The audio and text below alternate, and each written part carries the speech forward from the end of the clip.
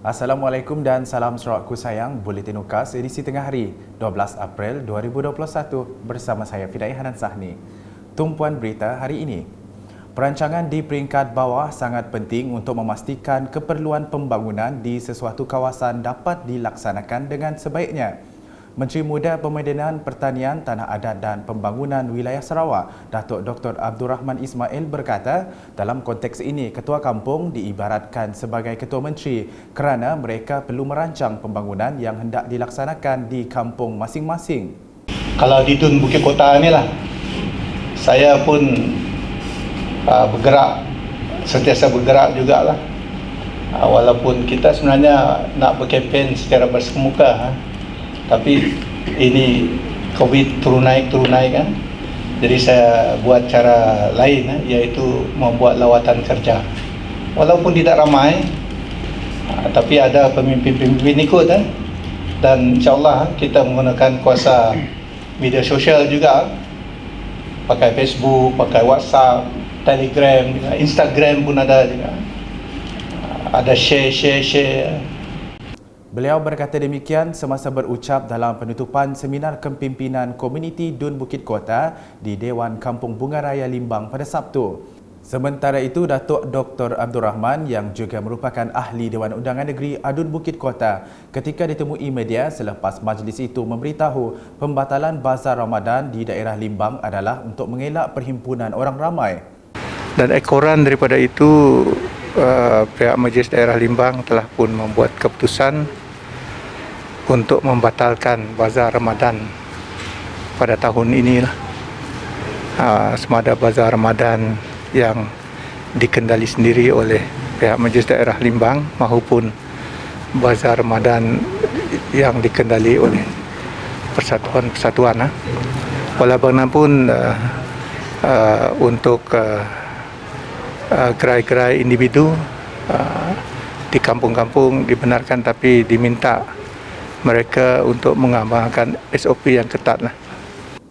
Berita seterusnya, projek jalan konkrit Rumah Jembau Nanga Kota di Pakan akan siap tidak lama lagi. Projek tersebut merupakan inisiatif Adun Pakan Tan Sri William Mawan Ikom menerusi program transformasi luar bandar RTP. Bagi melihat kelancaran projek, beliau telah turun padang pada Sabtu. Beliau berharap projek dapat disiapkan mengikut tempoh yang telah ditetapkan demi keselesaan penduduk rumah panjang tersebut. Manakala di Bau, kampung seromah berpotensi sebagai mini estet koko jika tanah pertanian kawasan tersebut dibangunkan untuk tanaman koko. Menurut Adun Serembu Miro Simo, dengan keluasan tanah lebih 500 ekar yang akan dibuka untuk tujuan pertanian, konsep mini estet koko dilihat amat berpotensi dibangunkan. Dan kita melihat ada potensi untuk kita membawa konsep mini estate koko. Mini estate, jadi kita tanam dalam berapa puluh ekar, lepas tu kita akan tambah lagi. Kalau tahun ini 50, tahun depan 50, tahun berikutnya 50 ataupun 100. Jadi dalam masa 3 ke 10 tahun kita boleh habiskan 500 ekar. Kalau kita boleh tanam 500 ekar koko di Seromah, kemungkinan kita adalah antara ladang terbesar di Malaysia. Bercakap semasa program simbolik penyerahan 177 dokumentasi tanah yang telah disukat melalui inisiatif Persatuan Kebangsaan Dayak Bidayuh di BNA di Dewan Kampung Seromah pada Ahad. Tambahnya, Lembaga Koko Malaysia LKM bersedia untuk membantu usaha tersebut. Bila kita buat briefing dengan Lembaga Koko Malaysia, Lembaga Koko Malaysia begitu terbuka untuk membantu. Dan mereka ada peruntukan untuk membantu. Dari segi penyediaan tapak, infrastruktur dan sebagainya, mereka membantu kita. Lembaga membantu. Tadi saya tanya dengan Puan Hajah, mereka sedang mengusahakan untuk mendapatkan peruntukan untuk fasa pertama. Kalau kita berjaya mendapat fasa pertama, bermakna fasa kedua akan menjurus tiba untuk fasa kedua dan fasa ketiga dan terusnya. Beliau berharap usaha menjadikan Kampung Seromah sebagai pengeluar terbesar koko untuk Sarawak bukan sahaja memberi manfaat kepada petani, malah mampu membuka peluang pekerjaan untuk penduduk. Dalam pada itu, Miro menggesa penduduk kampung untuk bekerjasama dengan Ketua Kampung serta Jawatan Kuasa Kemajuan dan Keselamatan Kampung JKKK dalam program pengukuran tanah Hak Adat Bumiputera NCR.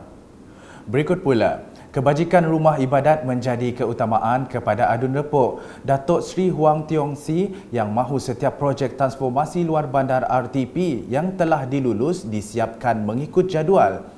Pada Ahad semasa meninjau projek RTP ke 8 lokasi, beliau berkata semua surau, gereja dan tokong di kawasannya telah mendapat peruntukan.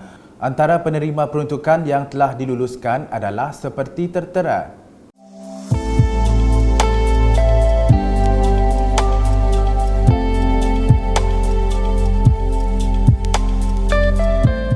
Selanjutnya, tinjauan Adun Murum Kennedy Chuk Pai Ugon ke atas projek RTP, projek kecil luar bandar MRP dan projek penambahbaikan Rumah Miskin Sarawak PPRMS di kawasan Tubau pada Ahad. Beliau turut meninjau projek bekalan elektrik dan projek jeti yang telah siap di Rumah Jantung Jampang dan Rumah Berair Ugal di Ulu Jelalong Tubau.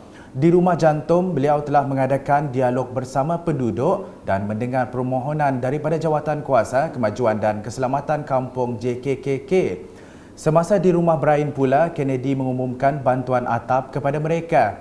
Manakala di Rumah Ulin, beliau melihat sendiri projek bekalan elektrik talian grid yang juga telah siap. Kesempatan itu turut dimanfaatkan beliau bagi menerangkan isu semasa termasuk situasi pandemik COVID-19 selain mengingatkan penduduk mematuhi SOP dan mendaftar vaksin COVID-19. Sekian edisi Tengah Hari bersama saya Fidai Hanan Sahni dan kru penerbitan. Berita lebih lanjut boleh didapati di semua platform media sosial UKAS termasuk portal ukas.sarawak.gov.my dan pastikan anda subscribe UKAS Channel di YouTube. Salam UKAS.